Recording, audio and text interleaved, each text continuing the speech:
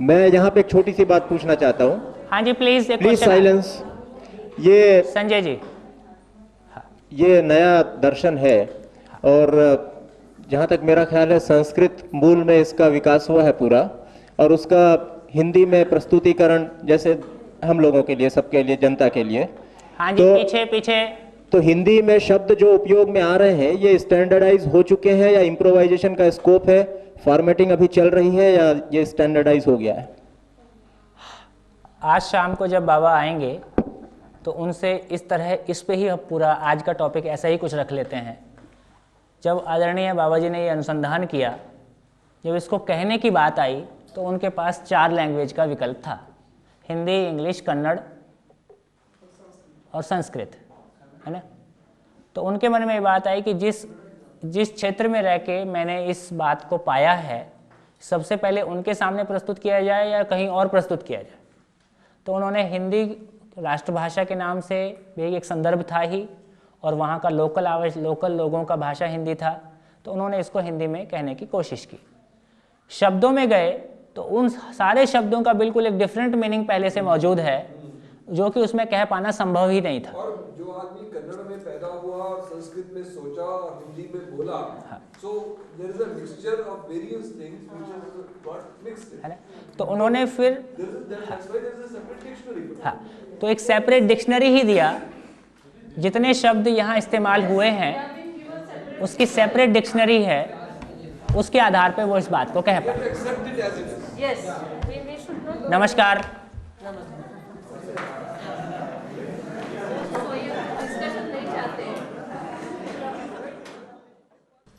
हाँ जी,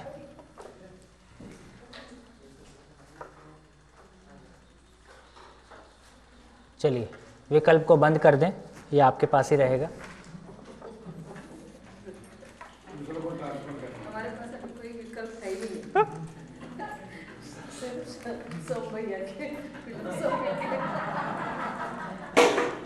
फिलॉसफी बोला बेटे आगे।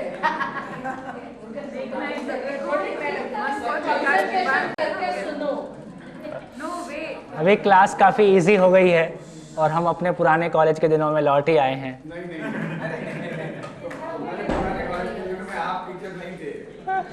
क्या पता। हाँ जी, प्लीज। तो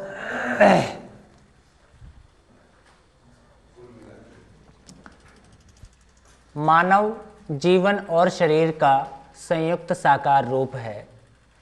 जीवन शरीर को चलाता है, और जीवन स्वयं में कैसे चलता है और उसका मैकेनिज्म कैसे काम करता है ना। कहीं ना कहीं ये हमारी स्वीकृति अभी तक भी थी कि मन शरीर को चलाता है, फिर मन और ब्रेन आपस में उलझ जाते थे, ये मन ब्रेन का ही कोई हिस्सा है कि क्या है, और फिर आत्मा तो पकड़ में नहीं आता है ना। तो अब एक बार हमको जीवन अपने आप में एक एंटिटी है, 10 क्रियाओं का, है ना, एक अविभाज्य वर्तमान का नाम जीवन है। जीवन जीवन रूप में रहता है, भ्रमित रहता है, तो मानव रूप में हम दुखी रहते हैं। जीवन जागृत होता है तो मानव रूप में हम सुखपूर्वक जी पाते हैं। जीवन स्वयं जीवन ही सुखी दुखी होता है, ये बात हमको समझ में आती है। अभी हमने कुछ क्रियाओं को लेकर चर्चा की, तो ये बात बहुत क्लियर है, ऐसा संजय जी बोल रहे थे कि भाई जब तुलन कह दिया तो तुलन ही कह लो, फिर अलग से इसको और नाम देने की क्या ज़रूरत है। क्योंकि ये शब्द परंपरा में प्रचलित हैं, कहीं ना कहीं हमारे मन में आता है इसका मतलब मन कुछ, वृत्ति भी कुछ और होता होगा। तो ये वर्ड्स का एक ठीक प्लेसमेंट कर दिया, है ना, कि भाई क्रिया मूल में तो क्रिया है। आस्वादन बोलते हैं तो हम क्लियरली अपने भीतर पहचान पाते हैं। चयन बोलते हैं, हम अपने भीतर पहचान पाते हैं कि मेरे भीतर सिलेक्शन हो रहा है और उसके आधार पे मेरा कार्य व्यवहार है। तो कार्य व्यवहार के लिए जो निर्णय जीवन में हो रहे हैं उनका नाम चयन है ना, वो चयन क्रिया है। और विश्लेषण, चित्रण, चिंतन, है ना, ये सब हमारे भीतर घट रहा है। अभी हम देखें तो 4.5 क्रिया में हमारा जीना बन रहा है। ये 5.5 क्रिया चुप है, यही हमारे जीवन का खालीपन है। बेसिकली 4.5 क्रिया केवल इंस्ट्रूमेंट है ना, और जो चीज़ जैसी है उसको वैसा पहचानने की क्षमता, है ना। और ये 4.5 क्रिया ब्रेन पे प्रोसेस होता है, इसके ऊपर वाली क्रिया ब्रेन पे प्रोसेस भी नहीं होती, तो जैसे ही हम इसके ऊपर वाले पार्ट पे काम करते हैं वो ब्रेन को थकने वाला मामला भी खत्म हो जाता है। अब थोड़ी सी इसमें और एडिशन, आस्वादन एक स्वयं में एक स्थिति है ना, हर क्षण स्वयं में सुख की डिमांड है और चैन उसके लिए एक्शन है। हर क्षण अपने भीतर सुख की डिमांड का होना और उसके लिए कोई एक्शन का होना, इसलिए कहा कि आस्वादन स्थिति क्रिया है और चैन जो है गति क्रिया है। इसलिए ये स्थिति क्रिया हैं और ये गति क्रिया है।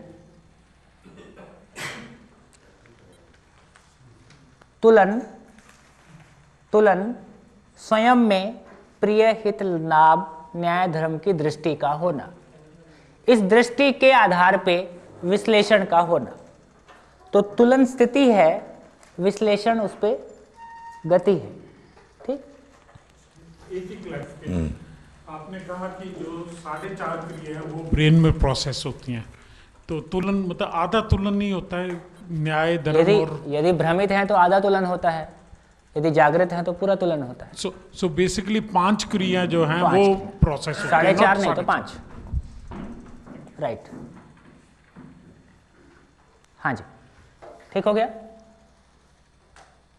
चित्रण, या तो केवल चित्रण ही हो रहा है कंडीशनिंग पे बेस्ड, जब का अर्थ स्पष्ट होता है तो चित्रण की रोशनी में, चिंतन की रोशनी में चित्रण है ना, चिंतन की रोशनी में चित्रण होते ही आशा विचार इच्छा सही के अर्थ में सज जाता है ना।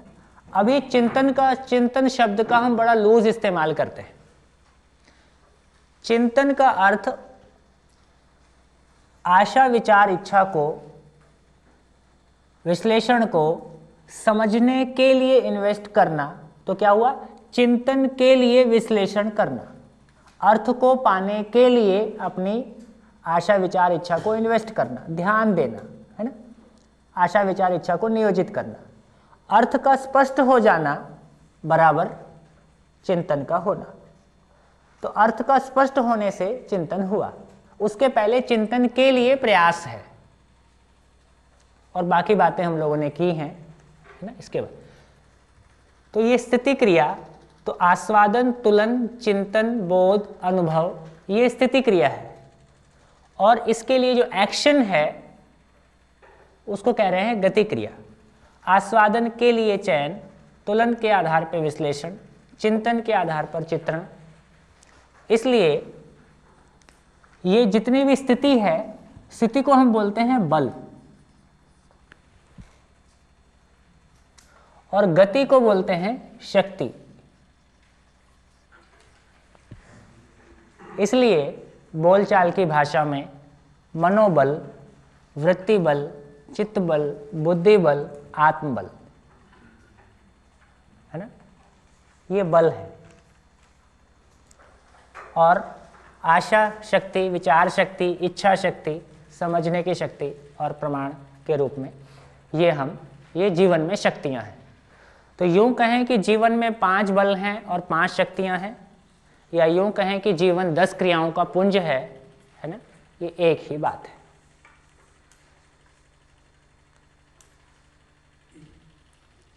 When you are saying 10 क्रिया, we are talking 5 बल and 5 शक्ति. The name given to 10 क्रिया is 5 बल and 5 शक्ति। एक आपने कहा, want to come back to कि जो 5 क्रिया हैं वो are process by the brain, जो दूसरी 5 क्रिया are not process by the brain at all, which means जीवन के साथ वो चलती हैं।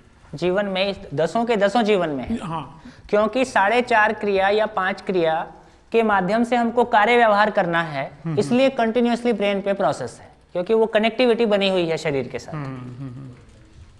ठीक है ना। कल बाबा ने जो कहा कि समाधि में इन आशा विचार इच्छा को भी चुप कर देना है ना, तो ये 5 तो पहले से बंद ही था, 4 को भी बंद किए, 10 क्रिया चुप। फिर इसका मतलब जो आप डायग्राम बनाते हो जहाँ जीवन, उसको भी सब डिवाइड हो सकता है। कौन सा डायग्राम? जो बोल्ट टाइप, जहाँ ब्रेन बीच में रखा है, शरीर, ब्रेन एंड जीवन। हाँ जीवन में भी हाँ, पांच वो क्रिया दिखाया जा सकता है। एक साथ उतना दिखाने से कंफ्यूजिंग होता है, Confusing होता इसलिए है। धीरे धीरे हाँ। उसको इंट्रोड्यूस करते हैं।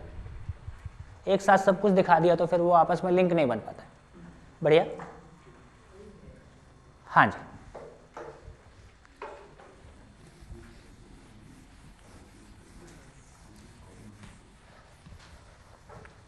अब देखिए, एक जो प्रैक्टिकल फीलिंग हमको आ रही है कि जब मैं इन क्रियाओं के बारे में हम बात करते हैं तो हम क्लियरली फील कर पाते हैं। जब चिंतन, संकल्प, बोध और प्रामाणिकता अनुभव की बात करते हैं तो ऐसा लग रहा है ये कुछ हमसे रिलेटेड बहुत नहीं लग रहा है ना। हमारी चाहना में तो है, पर जितना क्लियर फीलिंग आस्वादन, तुलन, चयन, विश्लेषण, चित्रण की आ पाती है, उतना क्लियर फीलिंग इस ऊपर वाले पार्ट पे नहीं आ पाती, क्योंकि शायद वो पार्ट हमारा उतना यूज़ नहीं, वो क्रियाएं हमारी अभिव्यक्त नहीं हो रही हैं, है ना। तो अब एक बार ये ऊपर वाले पार्ट का क्या मतलब है, इसमें क्या प्रोसेस होता है, उसकी बात करते हैं। तो कुल मिला के ज्ञान का मतलब क्या है? This is a new philosophy we are talking with respect to this, or is it linked to this? Linked to this. One sentence told in 7 days. ज्ञान मीन्स अनुभव। ज्ञान मीन्स होना, होना, 4 अवस्थाएं और उनकी परस्पर पूरकता, उनका परस्पर संबंध। तो बेसिकली जब हम ज्ञान की बात करते हैं तो वो 3 पार्ट में है। जीवन ज्ञान, मैं क्यों हूं, क्या हूं, कैसा हूं, ठीक।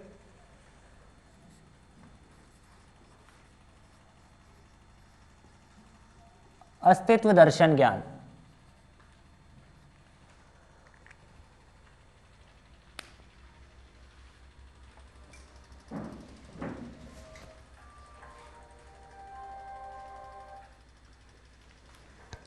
सभी मोबाइल अपना ऑफ कर दें या वाइब्रेशन में डाल दें।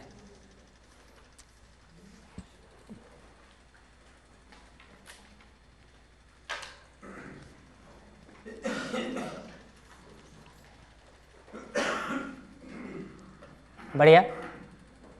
अस्तित्व दर्शन मीन्स मुझसे अलग जो भी कुछ है ना, उसके बारे में ज्ञान, क्यों है, क्या है, कैसा है ना।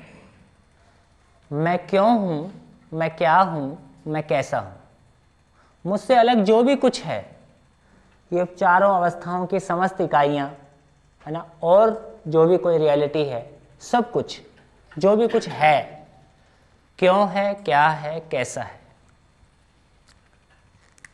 ये समझ में आता है तो मानवीयतापूर्ण आचरण ज्ञान।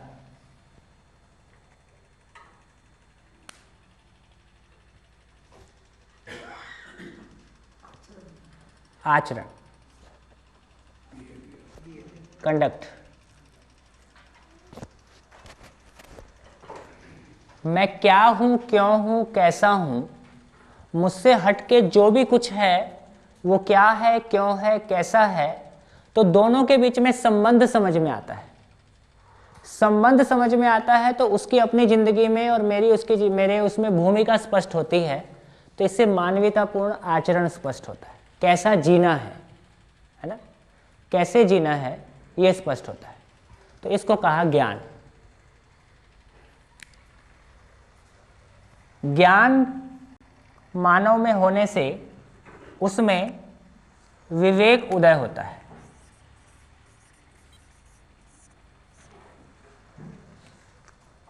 विवेक क्या चीज है? जीवन के अमरत्व का बोध,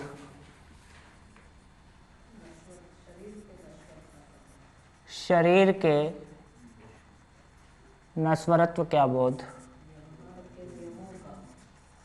व्यवहार के नियमों का बोध। इसको कहा कि इससे मानव लक्ष्य स्पष्ट होता है। क्या स्पष्ट हुआ? कि मानव लक्ष्य समाधान, समृद्धि, अभय और सह अस्तित्व पूर्वक जीना है, सह अस्तित्व को प्रमाणित करना है।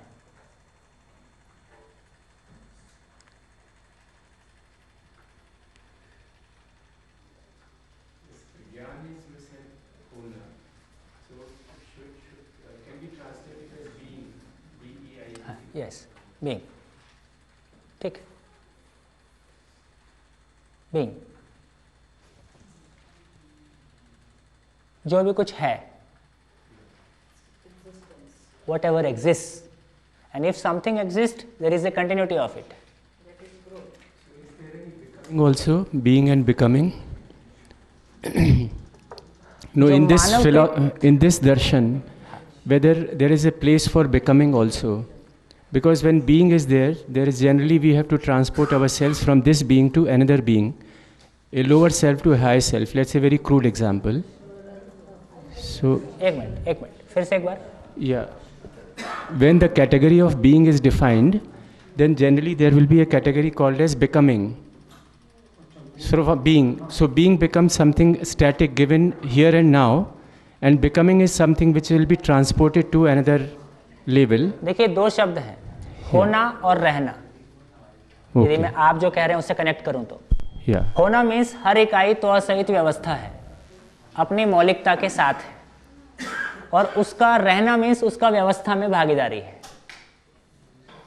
हर इकाई का एक निश्चित आचरण के साथ में होना, स्वयं में व्यवस्था होना, उसका निश्चित आचरण होना, ये निश्चित आचरण उसका समग्र व्यवस्था में एग्जिस्टेंस एज ए होल में पार्टिसिपेशन है। अब इसके बीच में ये आपका कहीं This is as it is today. As of today. We are not talking of the future. So becoming does not come. I think sir यहाँ पे जो व्यवस्था है इस चित्र में जो दर्शाई गई है वो बीइंग है, और मनुष्य का समाधानित हो जाना, समझदार हो जाना, वो बिकमिंग है। इसको एक दूसरे, हाँ ठीक है, मेरे को लगता है बहुत प्रॉब्लम नहीं है, आगे चल सकते हैं, है ना। ये जीवन का लक्ष्य स्पष्ट हो जाए तो लक्ष्य के लिए दिशा स्पष्ट होना आवश्यक है ना, वहां तक पहुंचने के लिए। सो विवेक का क्या मतलब है? लक्ष्य का स्पष्ट होना और दिशा का स्पष्ट होना इज विज्ञान।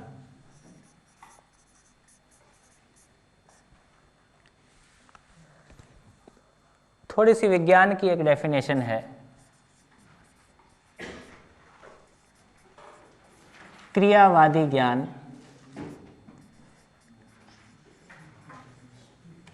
कालवादी ज्ञान और निर्णयवादी ज्ञान।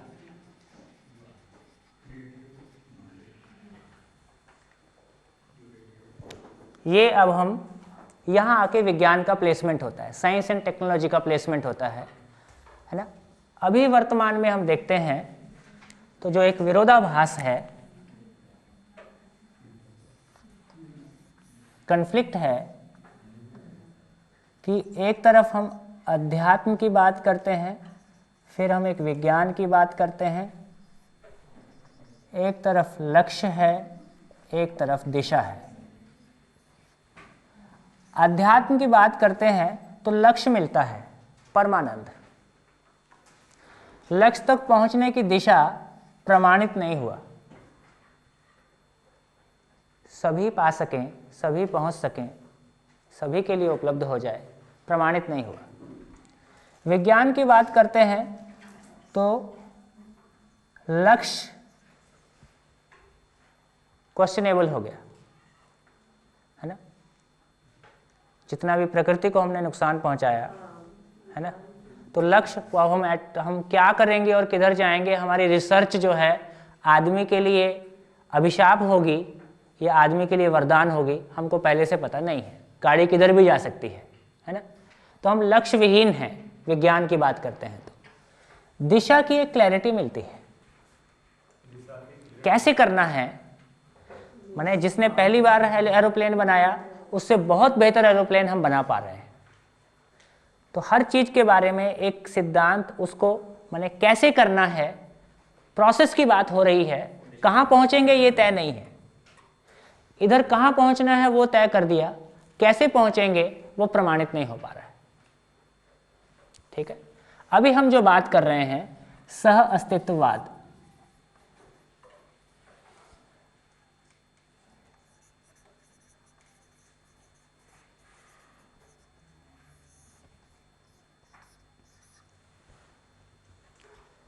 लक्ष्य भी स्पष्ट है, दिशा भी स्पष्ट है,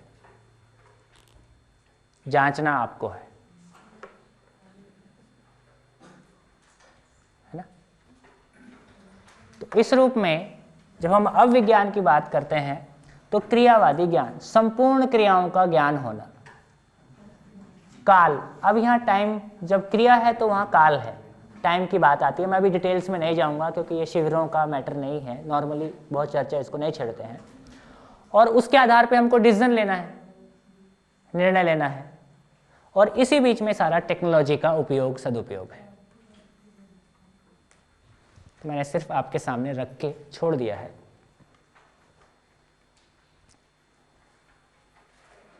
है ना।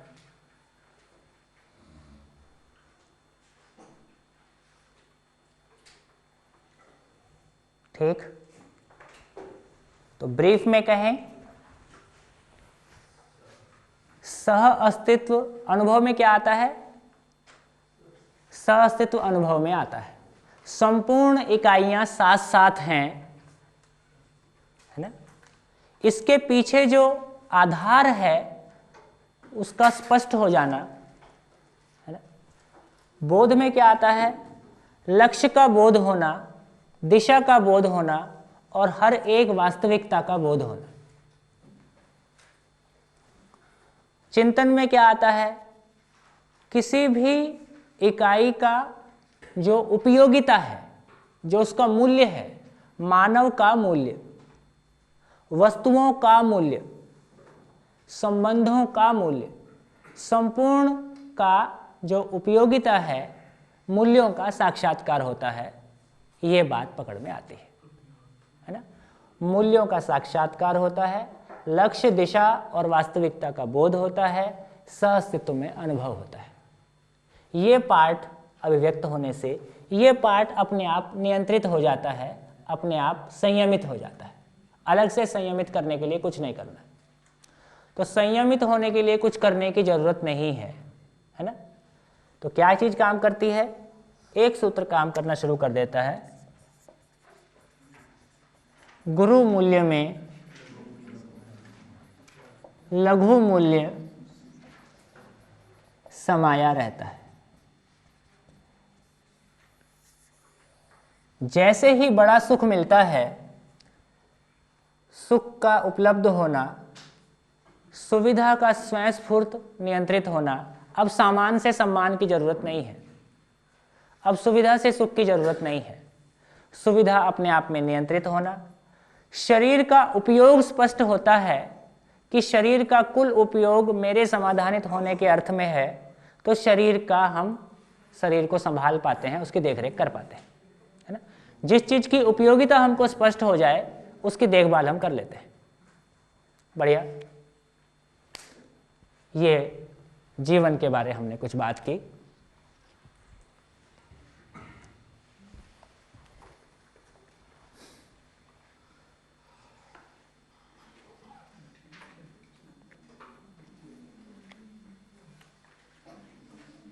है ना।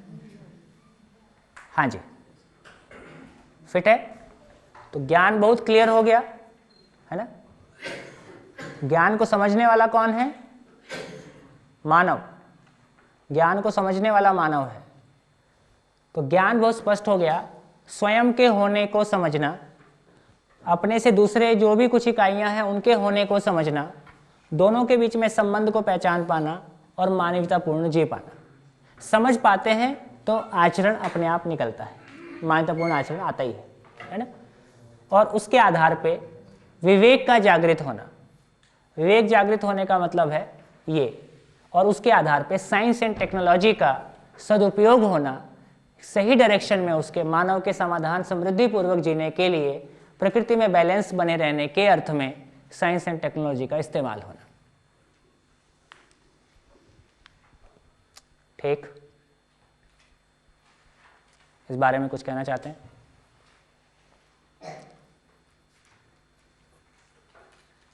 Science gives us the options. Kriya is correct. Time is also correct to a great extent. But Nirnay, I'm not too sure. अभी नहीं देता है, लेकिन जब हमको मानव लक्ष्य स्पष्ट होगा तो अकॉर्डिंगली फिर टमाटर का साइड पेटी में फिट करने के हिसाब से उसका जीएम मॉडिफाई नहीं करेंगे। टमाटर में टमाटर ही नहीं बचा, केवल फ्लैश बचा, फिर ऐसे काम नहीं करेंगे। Okay, we are looking from that angle. हाँ, साइंस एंड टेक्नोलॉजी के अलावा तमाम दूसरे डिसिप्लिन हैं वो भी शामिल हैं। यस, सभी कुछ, Yes. सभी कुछ। फिर इकोनॉमी कैसी होगी, हाँ, सब कुछ उसमें, कैसे yes. आगे व्यवस्था की क्योंकि बात। विज्ञान यानी साइंस ऐसा कुछ एब्सोल्यूट मीनिंग नहीं नहीं है। नहीं नहीं, वो अभी ऐसा मीनिंग नहीं। लक्ष्य की तरफ पहुंचने में दिशा उपलब्ध हो जाए, इसका नाम विज्ञान है, विशेष ज्ञान है ना। तो लक्ष्य तक पहुंचने के लिए दिशा उपलब्ध हो जाए, इसका नाम विज्ञान है। The difference between anubhav and both can be comprehended better.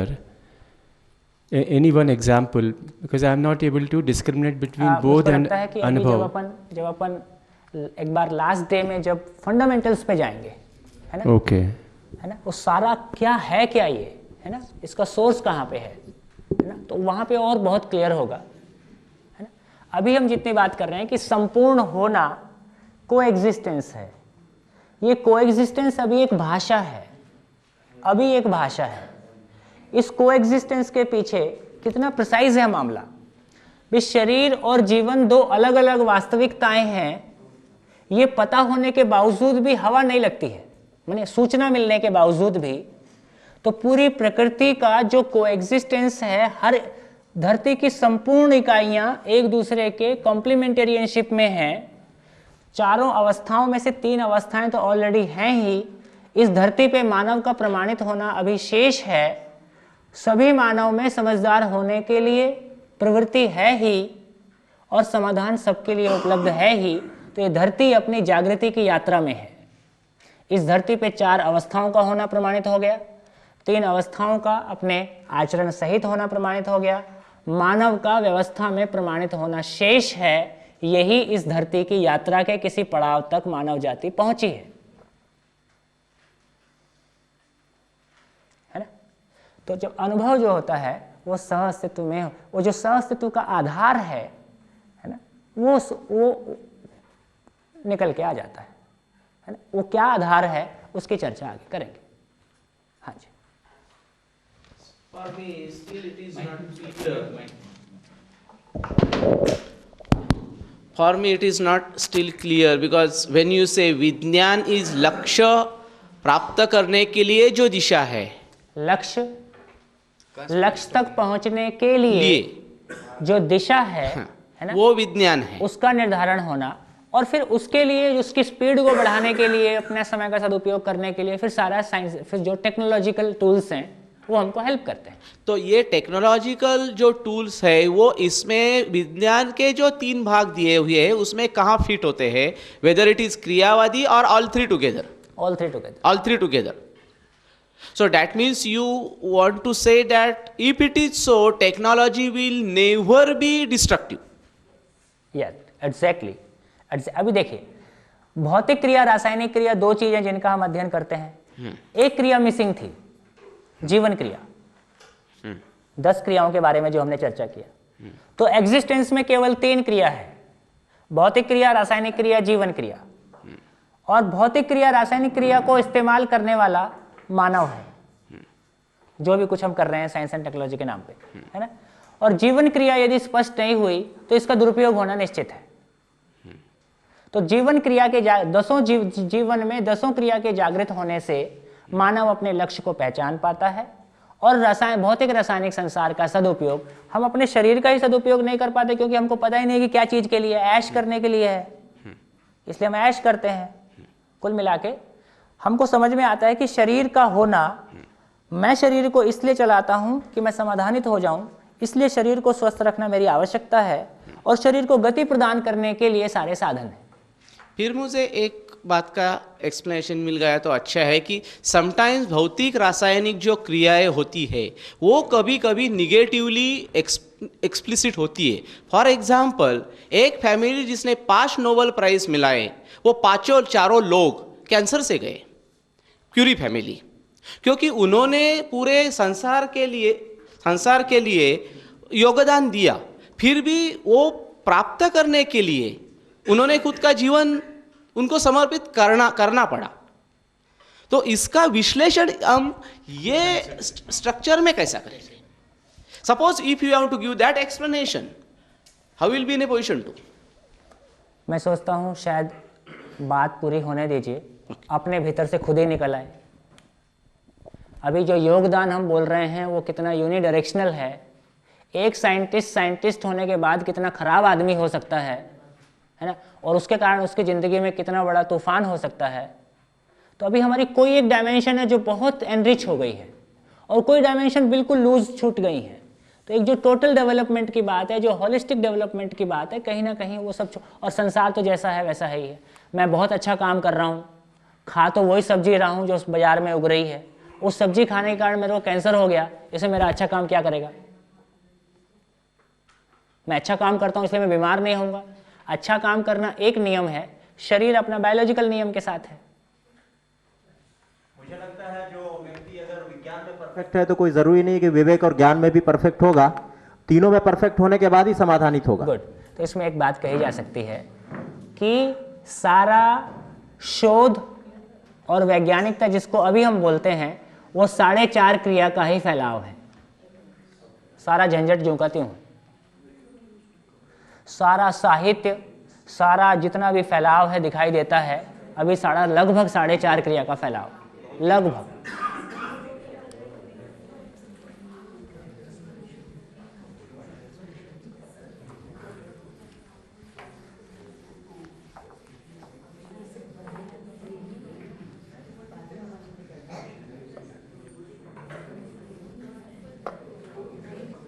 तो वाकई में एक परिवार, देखिए कम से कम हम और आप उस पीढ़ी के लोग हैं, यदि उनको जॉइंट फैमिली पे ऐसे लिखने बोला जाए तो वो कुछ अपना जिया हुआ को लिख सकते हैं।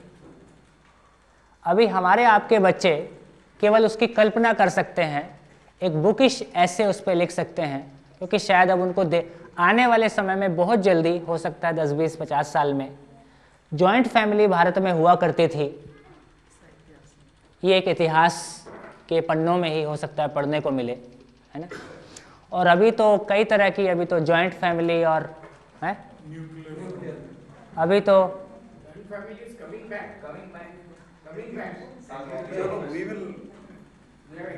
आ रहे अभी तो जॉइंट फैमिली वापस आ रही है कि नहीं पता, लेकिन एक तीसरी फैमिली वापस आ रही है, एक तीसरी फैमिली और जुड़ रही है, joint family, nuclear family and traditional nuclear family and one man family, live in family, है ना, है ना। तो अभी क्या हो गया देखिए, है ना। हाँ जी प्लीज बात आगे बढ़ने दीजिए। मुझको पता है कि मैं जो भी कुछ कहता हूँ उसका बहुत बड़ा हिस्सा आपको पहले से पता है। एक परिवार से एक जीवन को क्या अपेक्षाएं हैं, क्योंकि हमारी सारी शुभ इच्छाओं के बावजूद, है ना, जिस तेजी के साथ परिवार बिखर रहे हैं, है ना, और उसमें जो अभी तक माँ बाप बच्चों सहित, इसको हम न्यूक्लियर फैमिली बोल रहे थे, क्योंकि एक और नई फैमिली निकला इसलिए इसको बोलना पड़ा traditional family, traditional nuclear family. अभी न्यूक्लियर फैमिली का मतलब है कि हस्बैंड वाइफ में डाइवर्स हो गया है, पत्नी बच्चों के साथ में रहती है या पति बच्चों के साथ में रहता है, ये न्यूक्लियर फैमिली है। और युवा पीढ़ी में तेजी से बढ़ रहा है कि अब वो माँ बाप के साथ रहना पसंद नहीं कर रहे हैं, खासकर दिल्ली में।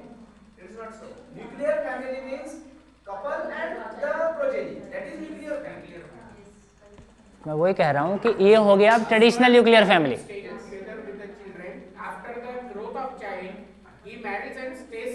अरे वो नहीं है महाराज, मैं बिल्कुल अलग बात कह रहा हूँ। वही आप सुन लीजिए ना, सुनते नहीं।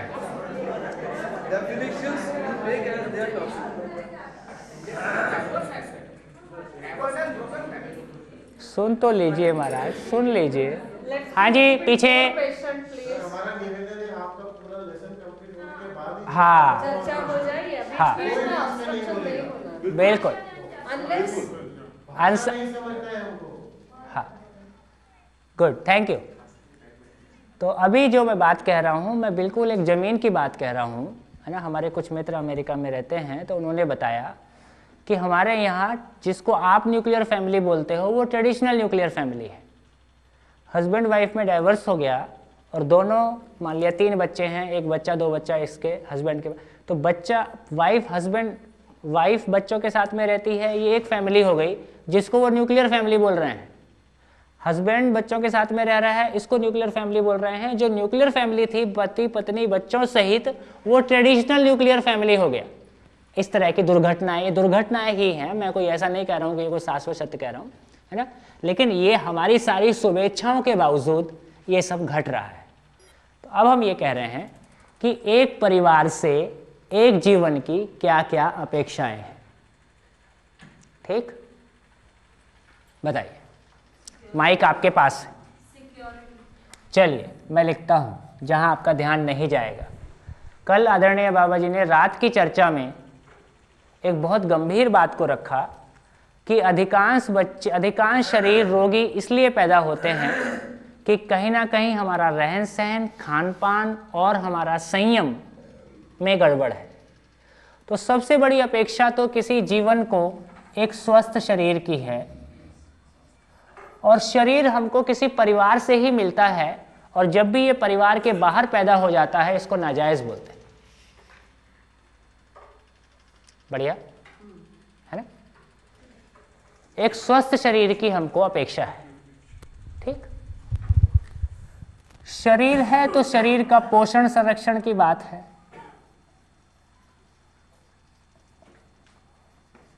और शरीर किस बात के लिए? शरीर किस बात के लिए है? समाधान के लिए।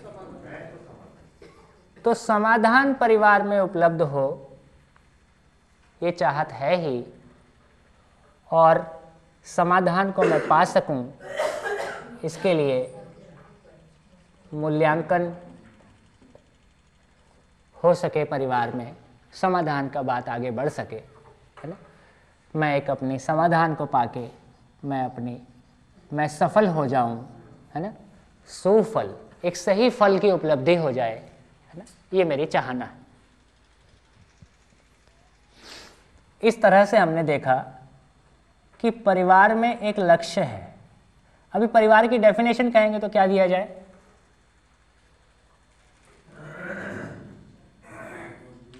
है समाधान समृद्धि पूर्वक,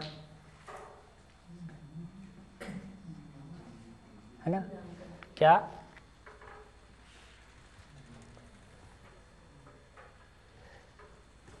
समाधान समृद्धि पूर्वक एक जीने वाला एक निश्चित लोगों का समूह है। उसमें कुछ निश्चित लोग हैं, निश्चित मानव है ना। तो मूल में कहें, अब यदि वर्तमान में हम परिवार को देखें और उसको एक परिभाषा दें, तो वर्तमान में परिवार का कैसा है? सुख सुख, फिर सुख सुविधा आ गई, केवल सुविधा, है ना, सुविधा के लिए, सारा संबंध सुविधा के अर्थ में, है ना। इससे एक बात समझ में आई कि परिवार में एक लक्ष्य है, क्या? समाधान, समृद्धि। परिवार में इस लक्ष्य को पूरा करने के लिए संबंध है, और परिवार में संख्या कितनी हो, परिवार का डिजाइन क्या हो, स्वरूप क्या हो, इसकी एक क्लैरिटी की जरूरत है। इतनी बातें क्लियर हो जाएं तो परिवार में व्यवस्था स्पष्ट हो जाए।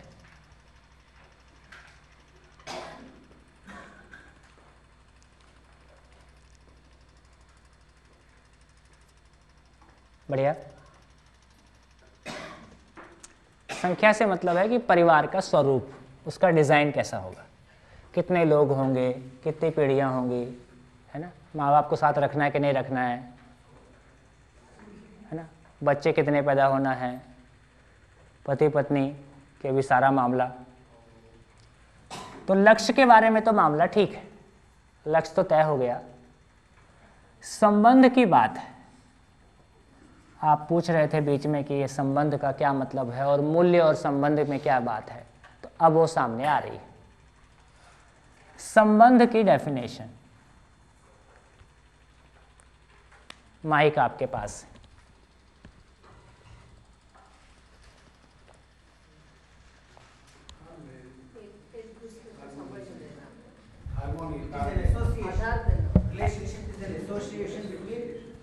Association for what? For living together, What for living together? For time pass? for coexistence, for Objective. coexistence. To achieve that लक्ष्य, है ना? So basically, definition is पूर्णता के अर्थ में अनुबंध। संबंध इज अनुबंध के आधार पे भागीदारी। संबंध का अर्थ पूर्णता के अर्थ में अनुबंध। ये अनुबंध जो है सरकारी वाला कॉन्ट्रैक्ट नहीं है,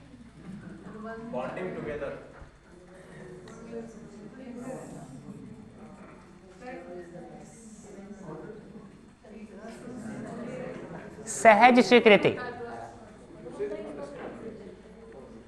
विलिंग एक्सेप्टेंस।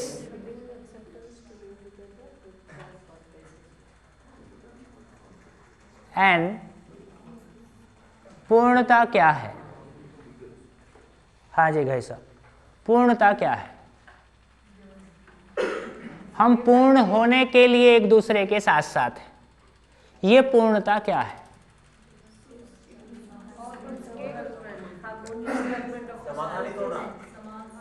पूर्णता का अर्थ है विश्वास पूर्णता।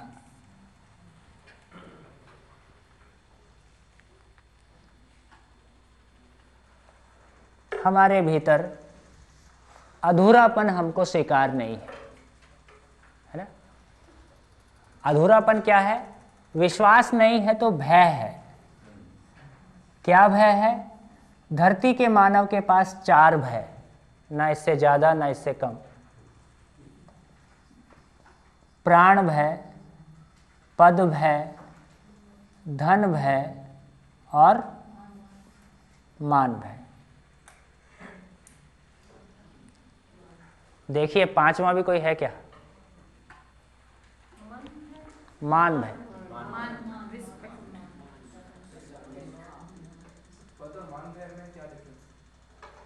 पद का मतलब है कि जो समाज के द्वारा हमको उपलब्ध एक स्टेटस है। मान हमारा खुद के व्यक्ति के आधार पर। A status, if everybody is a manager, it is no. But if all are managers and you are a general manager, you have a status. समाज के द्वारा प्रदत्त पद। एक जो कुदरती भय सताता है वो क्या प्राण भय है? प्राण है ना? किसी ने कहा ये पत्नी भय किसमें आता है? भयंकर भय। है पद भय, मान मान भय है, मान भय है, ज्यादा एग्रेसिव हो गया तो प्राण भय। पहले उठा लिया तो और भी भय है। कोई भी, हाँ जी, समय अनुसार, आवश्यकता अनुसार। वेटेज नहीं, उसको वेटेज नहीं दिया है। कुदरती नहीं है।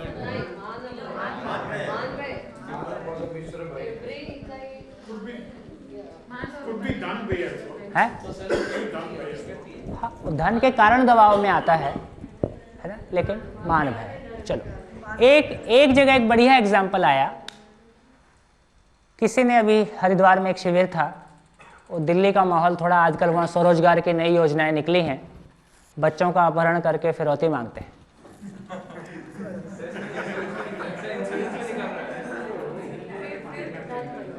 तो उन्होंने कहा कि किसी माँ का बच्चा अपहरित हो गया, अब वो माँ को जो भय है वो क्या चीज का भय है?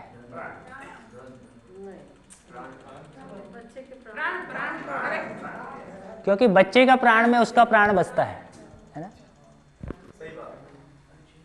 चलिए, मैं सोचता हूँ काफी बात हो गई, वापस लौट आते हैं।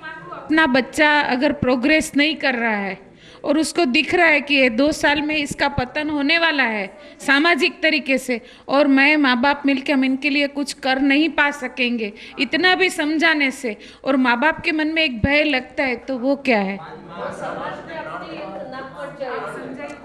अरे पड़ोसी का बच्चा ऐसा होता है तो हमको कोई भय नहीं लगता है। हाँ, पर हमारा बच्चा ऐसा हो तो पहले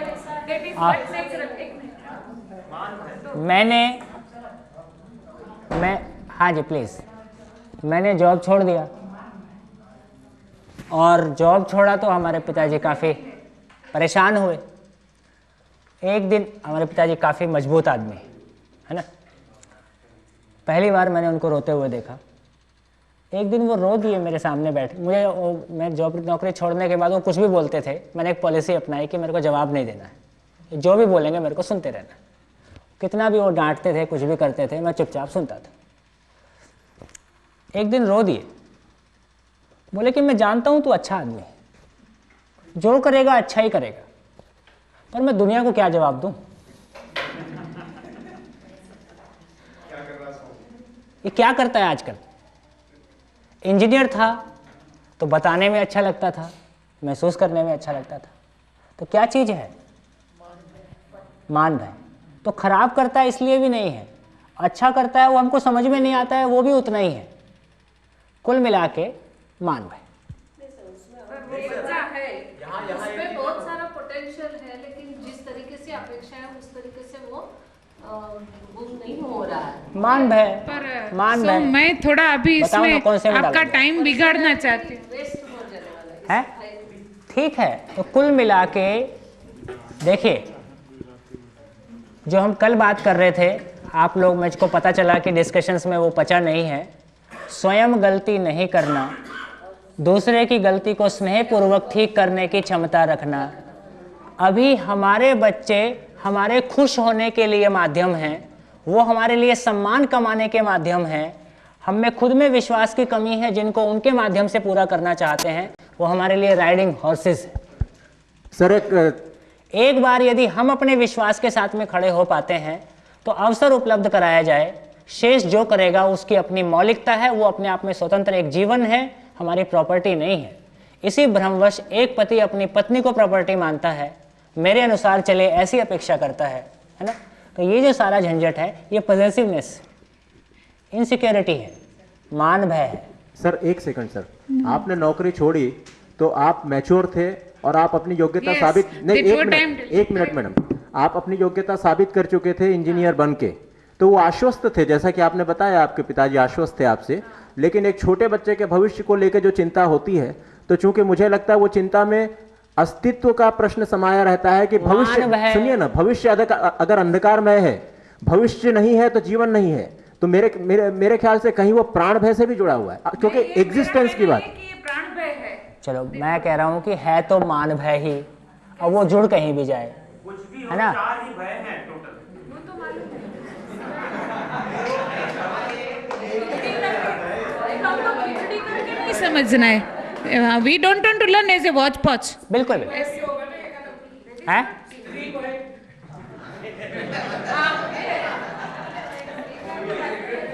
चलिए हाँ जी प्लीज वापस लौटाइए। विश्वास पूर्णता, ये क्लियर हो गया। अब ये विश्वास की कमी क्या चीज है, वो कमी होने से क्या क्या होता है वो तो कुछ कुछ हमको झलक पड़ गया, लेकिन वो तो नहीं होने का झलक है। होना क्या चीज है इस पे बात करेंगे। तो मूल में विश्वास क्या चीज है? समझना, जीना, समझाना, सीखना, करना, सिखाना। 6 डिजिट में धरती का हर मानव विश्वास पाएगा। इसमें कहीं भी कमी है उतने विश्वास में कमी बनी रहती है। समझना, जीना, समझाना, सीखना, करना, सिखाना।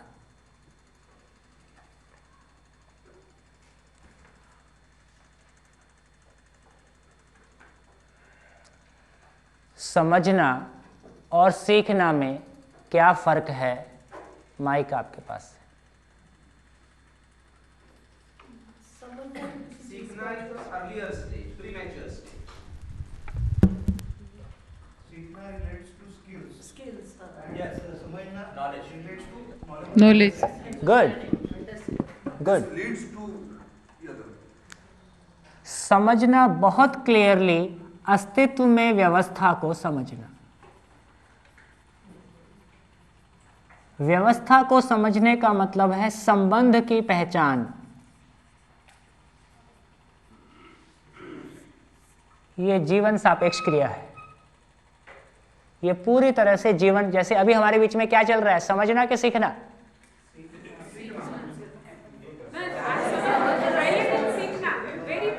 लर्निंग था, आज समझना है। ये समझना है ना। सीखना बहुत प्रिसाइजली जैसे इन्होंने कह दिया कि वो स्किल का है। कंप्यूटर चलाना सीखना, गाड़ी चलाना सीखना, कोई प्रोडक्शन एक्टिविटीज़ को सीखना, खाना बनाना सीखना, है ना। तो ये सीखना वाला पार्ट इधर है। तो प्रकृति में व्यवस्था को समझना, मानव, परिवार, समाज, संपूर्ण प्रकृति में व्यवस्था को समझना होता है। इसमें प्रैक्टिस कुछ नहीं है। समझ में आया नहीं आया, यहां प्रैक्टिस इन्वॉल्व है शरीर के माध्यम से। तो ये सीखना स्किल्स को लेके है। ठीक है, आगे चलो। समझने का रिजल्ट क्या होगा? जीने का रिजल्ट क्या होगा? सीखने का रिजल्ट क्या होगा? और करने का रिजल्ट क्या होगा? सिखाना। समझना, जीना, समझाना के फलस्वरूप सुख, सीखना, करना, सिखाना के फलस्वरूप समृद्धि का प्रमाणित होना, है ना। ये इसमें ऐड करता ही है। इससे साधन मिला, सुविधा मिली। ये संबंधों में जीने के लिए मानव और प्रकृति के साथ हम पर्याप्त हो गए। बढ़िया, ठीक हो गया। अब देखें, हमारे वर्तमान जीने की शैली में समझना कितना है? गायब। इसलिए जीना गायब। इसलिए किसी दूसरे को समझाना गायब। हमने कुछ सीखने का काम किया है, वो अपने आप में पूरा है कि अधूरा है? अधूरा है। इसके फलस्वरूप पॉल्यूशन, अर्थ वार्मिंग, जो भी झंझट हुए हैं, हमारा करना अधूरा है। बिना प्रकृति के साथ अपने संबंध को पहचाने हमने कुछ करने की कोशिश की है, और सिखाने के मामले में हम बहुत कंजूस हैं, क्योंकि दूसरे ने सीख लिया तो मेरा क्या होगा, क्योंकि ये स्वयं में विश्वास की कमी। इस एनालॉजी को थोड़ा सा और फैलाएं। हर व्यक्ति अपनी पहचान की तलाश में है। हर व्यक्ति फैलना चाहता है। आदमी का फैलने के 3 आयाम हैं: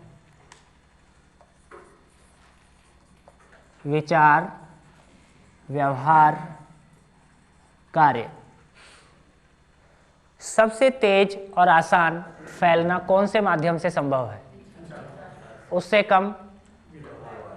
कम कार्य। तो एक नेचुरल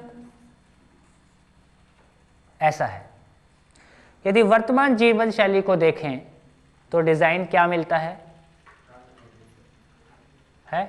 सबसे अधिक आदमी कहाँ फैला? कार्य की जगह में मल्टीनेशनल, व्यवहार की जगह में कोई एक मिल जाए तो बड़ी बात, जिस एक के साथ हम 100% आर पार हो सके, टोटल ट्रांसपेरेंट, है ना। हर एक के साथ हमको एक पर्दा रखना पड़ता है, ये शेयर किया जा सकता है, ये नहीं किया जा सकता है। इवन घर में पत्नी के साथ, है ना। किसी एक के साथ भी हम 100% आश्वस्त होकर जी पाएं, और विचार के रूप में तो I am not a person, I am a crowd. अनेक प्रकार के कन्फ्लिक्टिंग विचार मेरे ही भीतर रहते हैं, वहां मैं एक भी नहीं हूं। ये जो बिल्कुल, ये आदमी कैसा हो गया? सर के बल खड़ा है। विचार रूप में फैलना सबसे आसान क्यों है? साधनों की जरूरत नहीं होती। क्या है? ये जीवन सापेक्ष है। व्यवहार के रूप में उससे कम फैलना होता है। क्यों? ये मानव सापेक्ष है। कार्य के रूप में शरीर सापेक्ष है।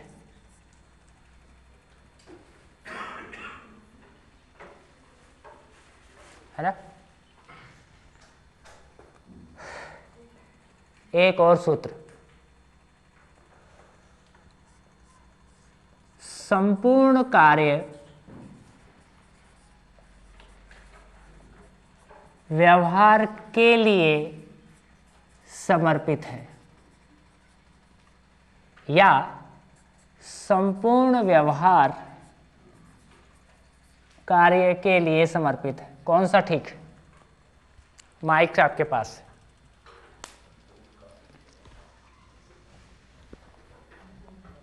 संपूर्ण कार्य व्यवहार के लिए समर्पित है जी। First context. वर्तमान जीवन शैली हमारी कैसी है? संपूर्ण व्यवहार कार्य के लिए समर्पित है ना। एमवे मार्केटिंग चैनल से लेके दिवाली आती है तो किसको कितना गिफ्ट पहुंचाना है, ये इस पे निर्भर करता है कि किससे कितना कार्य सिद्ध हो सकता है। किससे है ये इससे तय होता है कि किससे कितना कार्य सिद्ध होता है। किसके सामने कितनी विनम्रता से पेश आना है, ये इससे सिद्ध होता है किससे कितना कार्य सिद्ध होता है। ये बाहर की बात नहीं है, एक परिवार के भीतर की बात है। 4 भाइयों में छोटा परिवार, छोटा भाई सबसे अधिक पैसा कमाने लगे तो वो सबसे घर में डोमिनेंट होने लगता है। 4 बहुओं में से जो सबसे ज़्यादा दहेज लेके आए, ज़्यादा दहेज वाले को बोलना थोड़ा मुश्किल जाता है। जब एक परिवार के भीतर ये हालत है तो बाहर क्यों नहीं होगा, है ना। जब खून के रिश्तों में ये हालत है तो बाहर क्यों नहीं होगा। तो क्या लगता है ये धन समाज में इतनी महत्वपूर्ण चीज क्यों हो गई? आदमी की योग्यता का पहचान केवल धन क्यों हो गया? माइक आपके पास, माइक आपके पास। सुविधा खरीदने की क्षमता, सोच है कि मैं शरीर हूँ, मैं सामान शरीर। बराबर सम्मान। सामान बराबर सम्मान और सुविधा बराबर सुख, है ना। कुल इतना गणित हमारे आसपास फैला हुआ है। एक और बड़ा इंटरेस्टिंग सा मामला है, पुरुषों का सैलरी नहीं पूछना चाहिए, महिलाओं का एज नहीं पूछना चाहिए। ये एक इंटरनेशनल मर्यादा है, इंटरनेशनली ऐसा है। इसके पीछे क्या तथ्य है, कहाँ से निकल के आया, ये किस मानसिकता से निकल के आ रहा है? पुरुष कमाएंगे और स्त्री भोग वस्तु है। इनके शब्दों को, और आदमी की पहचान प्रतिष्ठा का पर्याय मान लिया गया। वही सूत्र उतना ही, आदमी की पहचान का आधार पैसा, दोनों सूत्र में शरीर हूँ, और कहीं ना कहीं महिलाओं में पहचान का आधार सुंदरता। इसके बारे में कुछ पूछ लिया और कम निकल गया, दोनों बड़ी ऑकवर्ड स्थिति में आ जाएंगे। तो इधर नहीं पूछना। तो कुल मिला के अब हर चीज की जड़ के पीछे कुछ भी मान्यता समाज में यदि प्रिवेल करती है और एक लार्जर कम्युनिटी में प्रिवेल करती है, इसका मतलब उसके कहीं रूट्स हैं, ऐसे नहीं कुछ भी चल गया है।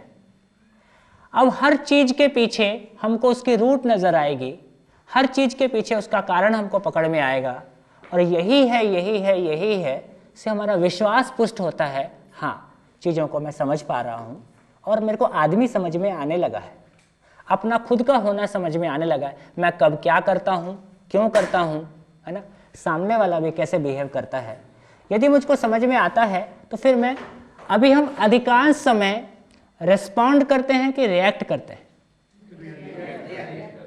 रिएक्ट करते हैं, जबकि हम चाहते क्या हैं? रिस्पॉन्ड करें। रिस्पॉन्ड कब करेंगे?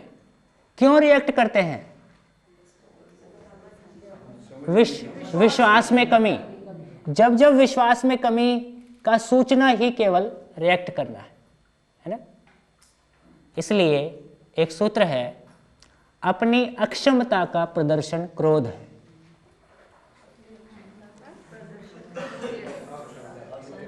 अपनी अक्षमता का प्रदर्शन क्रोध है। अपनी अक्षमता का प्रदर्शन क्रोध है। क्या अक्षमता? क्या अक्षमता? समझने में कमी, जीने में कमी, समझा पाने में कमी, सीखने में कमी, करने में कमी, सिखाने में कमी। When Manyata is questioned, then also the same thing happens. Of course. How to correlate? समझने में कमी। No, Manyata, because it is something which is sacred. वही तो मेरे को जब तक वो मान्यता है, मेरे को आपसे सर्टिफिकेट चाहिए, और आप सर्टिफिकेट नहीं देते हो तो मैं हिलने लगता हूँ। और यदि मुझको पता है कि 2 + 2 4 होता है, तो मुझको आपके सर्टिफिकेट पे मैं डिपेंडेंट नहीं हूँ। आप मानो तो भी ठीक, नहीं मानो तो भी ठीक, इससे होने पे कोई फर्क नहीं पड़ता है। इसलिए आप नहीं हिलते डुलते हो। तो मेरे विश्वास में कमी ही मेरा हिलना डुलना है। क्या चीज के बारे में विश्वास? समझना, जीना, समझाना, सीखना, करना, सिखाना। बढ़िया। अगर समझने की कोशिश हो और सामने वाला समझना ही ना चाहता हो तो अपने समझाने में कमी है।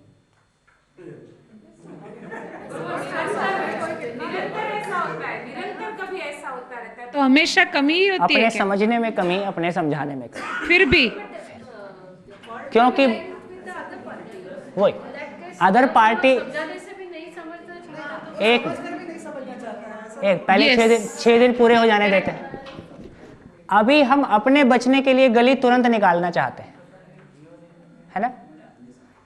पहले यदि हम किसी को नहीं समझा पा रहे हैं तो अपने आप से क्वेश्चन पूछा जाए, क्या मैं पूरा समझ गया हूं? सामने वाला अगर कंडीशन हो, अरे ठहर तो जाओ, पहले अपना तो हिसाब किताब लगाते नहीं हो, सामने वाले को लगाने के लिए बिल्कुल सारा जुगाड़ लगाए बैठे हो। अपने ऊपर कोई चर्चा नहीं करना चाहते हो।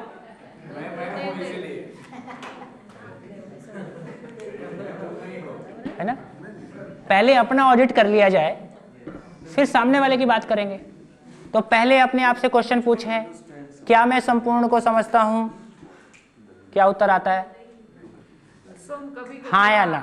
कभी कभी हाँ, कभी कभी हाँ। तो ये कभी कभी हाँ से चलता नहीं है। हाँ जी प्लीज मैडम, थोड़ा सा ये इंपॉर्टेंट बात है। हमको किसी आयाम में लगता है कि मैं समझता हूं, है ना? समझना अपने आप में एक अखंड चीज है। It is undivided because existence itself is undivided. If I understand it, then I understand it completely how the coexistence is. अभी जिसको हम समझ कह रहे हैं वो किन्हीं किन्हीं एरियाज में हमारी एक्सपर्टीज है। मैं कंप्यूटर प्रोग्रामिंग में बहुत एक्सपर्ट हूँ, समझना कुछ नहीं है वहाँ पे। वो एक हमने एक लॉजिक को सेट कर लिया है। समझना लॉजिक के ऊपर की चीज है। तो अभी समझ के नाम पे हम क्या मान के बैठे हैं। हमारी कोई मान्यता इतनी गहरी हो सकती है जो मेरे को बिल्कुल समझ जैसी ही लगती है। अभी तो जानना और मानना के बीच में कोई डिफरेंशिएशन हम कर नहीं रहे हैं, है ना? तो एक बार उसको जांचा जाए। और समझने का मतलब है कि मेरे जीने में ट्रांसलेट होता है ना? यदि मेरे जीने में ट्रांसलेट होता है तो सामने वाला आपसे सुनना ही चाहता है।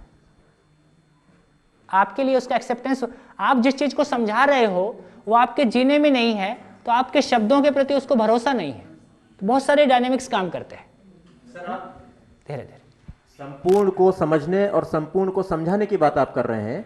मैं डे टू डे मैटर्स की बात कर रहा हूं। जब मैं इंटरेक्ट करता हूं किसी से, सामने वाला एडेमेंट है या उसका इंटेंशन खराब है, जानबूझ कर नहीं समझना चाहता, तो क्या तब भी मैं नालायक हूं? और थोड़ा सा आगे, ये सवाल है। और थोड़ा सा आगे चलते हैं। हाँ जी, ये हमने कुछ बात की विश्वास को लेके, है ना? ऐसे बहुत सारे क्वेश्चन अब उठेंगे और सबका एक प्रैक्टिसेबल आंसर आपको दिखाई देगा।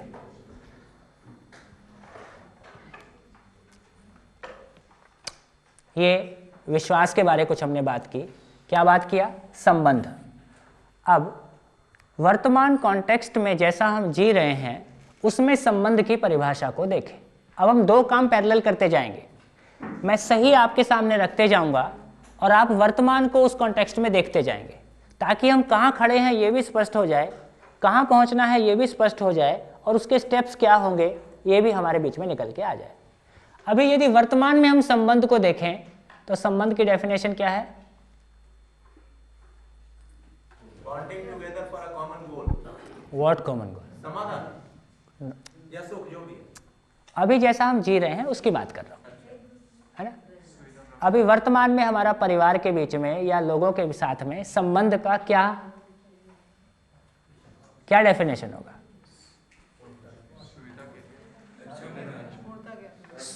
है? उनसे कुछ अपेक्षाएं हैं। ये गोलमाल नहीं चलेगा। एसोसिएशन फॉर कंजम्पशन, सुविधा के लिए अनुबंध। माँ बाप खूब पैसा कमाते हैं, बच्चों को सुविधा उपलब्ध कराते हैं। 1.5 लाख रुपए साल वाले स्कूल में डाल दिया तो अच्छे स्कूल में डाल दिया, वो भी अच्छे मार्क्स लेके अच्छे कॉलेज से निकल के अच्छा पैसा कमाने लगे, सफल हो गया। सुविधा उपलब्ध कराते हैं। और ये भी एक कारण है कि बच्चे को जब तक माँ बाप से सुविधा की ज़रूरत है तब से एक संबंध महसूस होता है। जैसे ही वो पैसा कमाने लगता है, अब क्या चीज़ है हमारे बीच में समझ में नहीं आता है, क्योंकि वो आवश्यकता तो पूरी हो गई। तो अभी जो संबंध हैं वो निर्भरता के संबंध हैं, जो रियल संबंध है वो पहचान पाना शेष है। इसलिए किसी भी एक संबंध की निरंतरता हमारे बीच में नहीं है, चाहत पूरी की पूरी है। इसलिए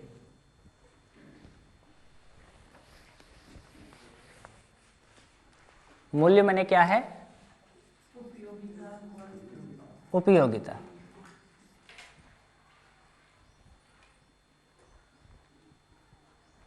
पत्नी के साथ मेरा संबंध, बच्चों के साथ मेरा संबंध, मिट्टी के साथ मेरा संबंध, उस मिट्टी का मेरी जिंदगी में जो योगदान है ये उसका मूल्य है ना?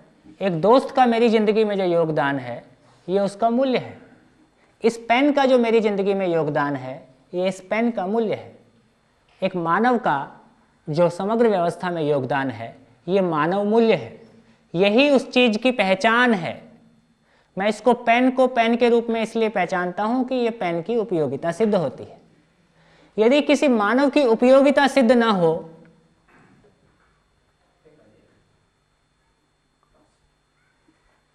तो उसकी पहचान क्या होगी? इसलिए हम इस धरती पे एसेट हैं कि लायबिलिटी है?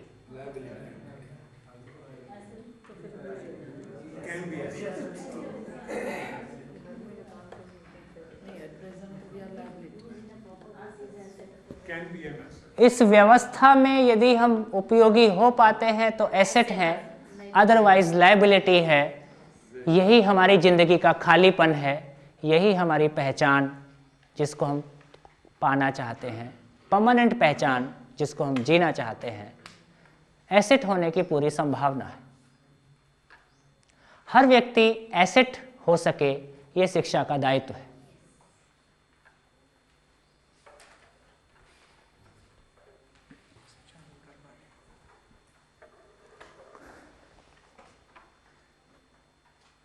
So, every human being is a solution producing factory. Unless and until you are a solution producing factory, one cannot be an asset.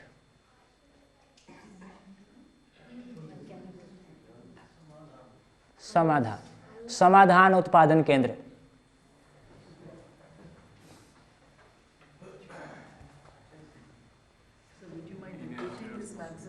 हाँ जी। Every human being is a solution producing factory. Every human being wants to be a solution producing factory. चाहता ही है, चाहता ही है, हो जाए तो मजा आ जाए। He should be. He should be, है ना? Solution हम तो कहें is a, आदमी को आदमी तभी कहें जब वो सॉल्यूशन प्रोड्यूसिंग फैक्ट्री है।